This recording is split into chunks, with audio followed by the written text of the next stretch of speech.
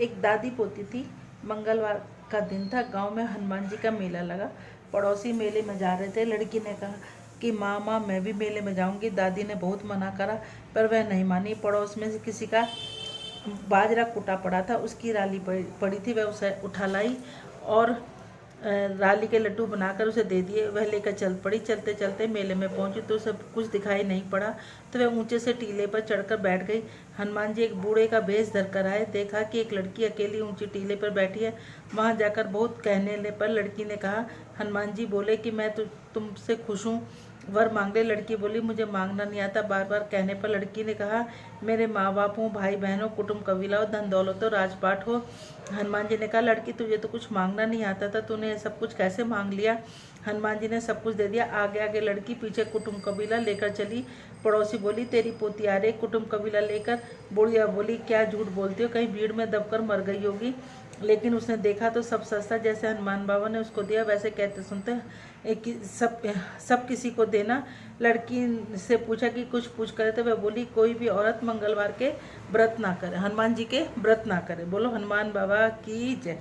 एक लपसी था, एक तपसी था। लपसी ने सवा सेर की लपसी बनाई, भोग लगाया, बच्ची कुची आप गई। तपसी तपस्या कर रहा, वो क्या मैं बड़ा, वो क्या मैं बड़ा। आए नारद मुनि, हमारा फैसला कर दो, तुम्हारा फैसला कल करूंगा। ऊपर से सोने की मुद्रा फेंकी।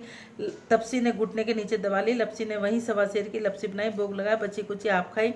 नारद मुनि, हमारा फैसला कर दो। मैंने सोने की मुद्रा फेंकी, किसने उठाई, वो क्या मैंने ना उठाई, वो क्या मैंने ना उठाई। घुटना उठाया तो मुद्रा निकली, तेरे में भंग चढ़ गई, इसको पटा चढ़ गई। कुछ तो फल मुझे मिलना चाहिए। धोती दे के कब्जा ना दे, कमरा धो के धेली ना दो, ब्राह्मण जिमा के दक्षिणा दे। कार्तिक नहाने वाली तेरी कहानी ना कहे तो आधा फल तुझे मिलेगा। लपती तपसी माँ बाप की प्यारी कृष्ण जी की, माँ बाप की लाडली कृष्ण जी की प्यारी, आदि हो जब पूरी पूरी हो तो पटा चढ़ाइयो। अब सब अपने हाथ में राई ले लें। एक छोटी सी लड़की कार्तिक नहाया करती, राय दामोदर भगवान की पूजा पाठ किया करती। कार्तिक का महीना खत्म हुआ। संग की सहेलियाँ, कोई गंगा जी जा रही, कोई जमुना जी जा रही, कोई हरिद्वार जा रही, कोई मथुरा जा रही। उसने कहा, मैंने पूरा महीने कार्तिक के राय दामोदर भगवान की पूजा करी है, इसलिए मैं कार्तिक में उनको 56 भोग लगाऊंगी। उसने 56 भोग लगाए और भगवान जी की पूजा करती हुई वह चल पड़ी। और पहले मंदिर में जाकर पुकारा, मंदिर में ना मिले तो मंदिर द्वारे द्वारे घूमती घूमती वो एक पहाड़ पर चढ़ गई। अब उसे कार्तिक के राय दामोदर नहीं मिले, तो पहाड़ पर चढ़ने के बाद वहाँ पर वो बैठ गई। अब उसमें भगवान ने सोचा कहीं मर खप गई तो तेरे को दोष लगेगा। अब उन्होंने कहा कि दोष लगेगा, तो उन्होंने एक ब्राह्मण का रूप धर कर आए। कहने लगे, मैं ही तेरे कार्तिक के राय दामोदर हूँ। कि नहीं, तुम मेरे कार्तिक के राय दामोदर नहीं हो। कि कैसे हैं तेरे कार्तिक के राय दामोदर, मोर मुकुट पीताम्बर पहने, हाथ में मुरली बजाते, ऐसे हैं मेरे कार्तिक के राय दामोदर। उन्होंने कहा ठीक है। उन्होंने मोर मुकुट पीताम्बर पहने, हाथ में मुरली बजाते सबके सामने उस लड़की को दर्शन दिया। और राची माची करती फिरे, सारे में कहती फिरे, मुझे तो कार्तिक के राय दामोदर मिल गए, मुझे तो कार्तिक के राय दामोदर मिल गए। सब कहने लगे, जाड़े पाले में नहाई थी इसलिए ये बावली सी हो गई है। कुछ ने कहा इसके घर जाके देखे, जिनके नसीब में था उन्होंने उसके घर जाके देखा। जैसे कार्तिक के राय दामोदर भगवान, हे कृष्ण जी भगवान, जैसे आपने उनको दर्शन दिए, वैसे कहते सुनते हमें और हमारे परिवार को सबको दर्शन देना। श्रीमन नारायण नारायण नारायण, लक्ष्मी नारायण नारायण नारायण, तुलसी नारायण नारायण नारायण। बोलो कार्तिक महात्म की जय। तृतीय अध्याय। कार्तिक माह में श्रेष्ठ कार्य तुलसी की महिमा, पूजा आराधना के बारे में इतना सुनाने के पश्चात नारद जी ने ब्रह्मा जी से पूछा, हे जगत पिता, अब आप मुझे कृपा करके उस उत्तम देवता के बारे में बतलाइए जिनका पूजन इस माह में करना चाहिए। ब्रह्मा जी ने उत्तर दिया, वस्त्र गण की नदी के उत्तर की ओर गिरजा के दक्षिण में 40 कोस की भूमि महाक्षेत्र कहलाती है। वहां पर शालिग्राम तथा गोमती चक्र पाए जाते हैं। इनका पूजन करने से चरना अमृत लेने से मनुष्य मुक्ति को प्राप्त हो जाता है। जिस गोमती चक्र में उसको सुदर्शन, और जिसमें 2 चक्रों व नारायण, जिसमें 3 चक्रों से अद्भुत, और जिसमें 4 चक्रों से जनांतर, जिसमें 5 चक्रों से वासुदेव, 6 चक्र वाले को प्रद्युमन, 7 चक्र वाले को सकर्ण, 8 चक्र वाले को नलकुबेर और 9 चक्र वाले को व्यू और 10 चक्र वाले को दशावतार कहते हैं। इनके दर्शन मात्र से मनुष्य मोक्ष को प्राप्त हो जाता है। जो भगवान के सम्मुख वीणा या बंसी बजाता है और गायन करता है वह स्वयं भगवान को प्राप्त होता है। जो भगवान के आगे मृदंग बजाता है भगवान उसे सर्वप्रिय समझते हैं। जो भगवान के सम्मुख नित्य श्रद्धा से धूप जलाता है वह कभी नरकगामी नहीं होता। संग से भरा हुआ या भगवान पर चढ़ाया हुआ जल अंगों को स्पर्श करने से संपूर्ण रोग और पाप नष्ट होकर मनुष्य मुक्ति को प्राप्त कर लेता है। पूजन चाहे मंत्रों द्वारा पूरे विधि विधान से किया जाए अथवा सामान्य रूप से, परंतु श्रद्धा सच्ची होनी चाहिए। पूर्ण श्रद्धा और निष्ठा से किया गया स्नान, ध्यान, पूजा पाठ, व्रत आदि ही फलदायी होते हैं। अब आज हम चौथा अध्याय भी करेंगे। नारद जी स्वयं परम ज्ञानी थे। आप ब्रह्मा जी से ये सभी प्रश्न कर संसारी प्राणियों की भलाई के लिए कर रहे हैं। अतः उन्होंने ब्रह्मा जी से पूछा, हे पितामह, अब आप कार्तिक माह में जो दीपदान किया जाता है उसका महात्म सुनाने की कृपा कीजिए। नारद जी का प्रश्न सुनकर ब्रह्मा जी बोले, हे पुत्र, दीप चाहे सोने का हो, चांदी का, तांबे का या मिट्टी का, अपनी सामर्थ्य के अनुसार कार्तिक माह में दान अवश्य करना चाहिए। कार्तिक में दीपदान करने से समस्त पापों का नाश हो जाता है। भगवान की मूर्ति के आगे, तुलसी के समीप, ब्राह्मण के घर, वन में, वृक्ष के नीचे अथवा गौशाला या धर्मशाला के आले में संध्या को जलाया जाता है। दीपक घी का हो चाहे अथवा तिल के तेल का, परंतु उसे पूरे माह जब तक जलाएं। ब्राह्मण के घर दीपक जलाने से अष्टयोग प्राप्त होता है। जो ऊंचे स्थान पर स्तंभ पर दीपक जलाते हैं धन की वृद्धि होती है, वैकुंठ निवास मिलता है। दीप जलाते समय भगवान से प्रार्थना करें, भगवान आपके ही निमित्त दीपक जलाता हूँ। कार्तिक में मथुरा, माह में प्रयाग और बैसाख में हरिद्वार में स्नान का निवास करे वह अत्यंत ही उत्तम है। जब सूर्य तुला, मकर या मेष राशि में हो तो उस समय किए जाने वाले नियम, व्रत, पूजा पाठ, दान बहुत उत्तम फल देते हैं। इन महीनों में किए हुए व्रत, दान व शुभ कर्मों से सब पापों का नाश हो जाता है। जिस प्रकार भगवान भास्कर के उदय होने पर अंधकार का नाश हो जाता है, ब्रज के पर्वत पर गरुड़ के भय से सर्पों का, पवन से मेघ का, ध्यान से दुख और सिंह के भय से मृगों का नाश हो जाता है, उसी प्रकार मथुरा जी के दर्शन मात्र से सब पापों का खात्मा हो जाता है। कार्तिक में स्नान, जागरण, दीपदान, तुलसी सेवन, भगवान के मंदिर में मार्जन, झाड़ू लगाना, गाना, भगवान की कथा सुनना, सुनाना, कीर्तन करना, ये सब शुभ कार्य। इनके करने से श्रेष्ठ फलों की प्राप्ति होती है। पूर्व जन्म के पापों को नष्ट करने के लिए कुछ न कुछ व्रत, दान, भजन, पूजन आदि अति उत्तम है। ब्रह्मा जी के मुंह से पूर्व जन्म के पाप सुनकर नारद जी ने कहा, विधाता, पूर्व जन्म में पाप किस प्रकार जाने जाते हैं, यह सुनने की इच्छा है तो आप कृपा कर सुनाइए। ब्रह्मा जी और पुत्र, पूर्व जन्म में ब्रह्म हत्यारा, क्षय रोगी, स्त्री गमन करने वाला, कोढ़ी, स्वर्ण चोर से नाखून खराब हो जाते हैं तथा मदिरा पीने वाले के दांत खराब हो जाते हैं। इस प्रकार मनुष्य के पूर्व जन्मों के पापों को पहचाना जाता है। इस प्रकार से सभी दान, तपस्या, कुशक, व्रत आदि से निवारण हो जाते हैं। ब्रह्मा जी ने आगे का अब हम कुछ व्रत आदि बतलाते हैं। एक समय भोजन करने से, 3 समय संध्या काल और 3 समय प्रातःकाल भोजन करने से अतिकृष्ट व्रत कहलाता है। संध्या काल में 12 ग्रास, प्रातः काल में 26 ग्रास, 24 ग्रास खाने से अतिकृष्ट व्रत कहा जाता है। 3 दिन खाए और 3 दिन उपवास करके अतिकृष्ट व्रत होता है। सायकाल में 1 ग्रास, प्रातःकाल में 1 ग्रास, फिर 2 दिन बगैर मंगा 2 दिन तक उपवास करे तो यह अति कुशाल व्रत कहलाता है। 21 दिन तक केवल दूध या पानी पीता है वह कुशाकृष्ट व्रत कहलाता है। 12 दिन का उपवास करने वाला पूरक व्रत कहलाता है। 4 दिन तक कुछ न खाना, फिर सत्तू खाना, फिर छाछ पीना, इसके पश्चात ब्राह्मण को दक्षिण देकर सौभ्यकृत व्रत कहलाता है। इसी प्रकार 12 दिन तक उपवास करना द्वादश व्रत कहलाता है। तुला पुरुष का दान करना, गोरथ, गोबर, दूध, दही, कुशा जल का पीना, दूसरे दिन उपवास करना कच्छक संताप व्रत कहलाता है। 3 दिन तक गोमुख, 3 दिन तक गोबर, 3 दिन तक दही, 3 दिन तक दूध और 3 दिन तक घी खाने से संताप व्रत होता है। यह समस्त पापों को नाश करने वाला है। जिस प्रकार गूलर, कमल, बेल के पत्ते, कुशा का जल प्रतिदिन पीने से ऊना कुश व्रत रहता है, इसी 3 दिन का उपवास करने वाले ऊपर लिखी वस्तुओं से पिए तो पूर्ण कुशक व्रत होता है। पका हुआ दूध, घी, तेल, जल 1 दिन पिए और 1 दिन उपवास करे तो तुषक व्रत कहलाता है। जल और दूध, घी पीता पाकर 3 दिन तक पिए और एक समय स्नान करे तो वह भी तब कुश व्रत कहलाता है। इसका परिणाम पानी 8 तोला, दूध 12 तोला, घृत 4 तोला होना चाहिए। कार्तिक शुक्ला चतुर्थी को भगवान का पूजन करना चाहिए। उस रात्रि को उपवास रखकर और कमर तक जल में खड़े होकर रात्रि भर भजन करते रहने को जलकृष व्रत कहलाते हैं। जो इस व्रत को करता है वह वैकुंठ को प्राप्त होता है। कार्तिक शुद्धि सप्तमी को घी खाकर फिर 81 को उपवास कर पैता महाकुशक व्रत होता है। यह पैता महाकुश व्रत करने से दिन में भगवान श्री कृष्ण का पूजन करे तो करने वाला तीनों लोकों को पवित्र होकर वैकुंठ को प्राप्त कर लेता है। कार्तिक शुद्धि छठ में 3 दिन उपवास करने से महेंद्र कुश व्रत हो जाता है। इससे करके मनुष्य दुर्लभ वैकुंठ को प्राप्त होता है। 3 दिन तक अन्न भक्षण करने से, 3 दिन उपवास करने से पत्र पंचक व्रत हो जाता है। इस वजह से कुशक व्रत कहते हैं। यदि एकम को पंचमी केवल दही खाए और फिर 81 द्वादशी को भगवान का पूजन करते उसे परम कुशक व्रत कहते हैं। इसके करने से श्वेत दीप को में वास मिलता है। जो शुक्ल पक्ष की एकम को प्रतिदिन एक एक ग्रास कम करता है, अमावस्या को कुछ नहीं खाते हो, तो वह चंद्रायण व्रत कहलाता है। एक ग्रास 2 तोले अर्थात 25 ग्रास के लगभग माना जाता है। एक बार में जितना भोजन आसानी में मुंह में आ जाए उतना ही ग्रास होना चाहिए। कृष्ण पक्ष में यदि 14 को 5 ग्राम और प्रतिदिन 1-1 ग्राम बढ़ाकर एक पक्ष में 240 पूरे करें, इसे चंद्रायण व्रत कहते हैं। 2 सप्ताह तक गाय के चारों स्तनों का दूध पिएं, फिर 7 दिन तक 2 स्तनों का दूध पिएं, फिर 6 दिन तक 1 स्तन का दूध पिएं, फिर 3 दिन तक अन्न जल कुछ न लेकर केवल वायु का सेवन करने से सोमपान व्रत पूर्ण होता है। यह व्रत समस्त पापों का नाश करने वाला है। गेहूं तथा चावल की कांजी, दूध, दही, घी, जल और पंचांग निम्नलिखित सब चीजें नियम पूर्वक कार्तिक मास में खाने से सप्ताह कुशक व्रत हो जाता है। इस व्रत के करने वाले को मनुष्य विष्णु लोक को प्राप्त होता है। बेल, परास, गूलर का काढ़ा, गर्म दूध पीकर एकादशी व्रत करने वाला द्वादशी को प्राण कर जो निश्चय ही वैकुंठ को प्राप्त होता है। जो व्यक्ति कार्तिक सप्तमी, अष्टमी, नौमी, दसवीं को जल कमल खाए वह एकादशी को उपवास कर वह लक्ष्मी व्रत कहलाता है। इस लक्ष्मी व्रत को करने वाला पर लक्ष्मी जी कृपालु बनी रहती है। अंत में विष्णु के वैकुंठ में वास मिलता है। प्रातः काल 4 ग्राम और सायकाल न खाने से शिशु चनान व्रत होता है। कार्तिक सुदी 14 के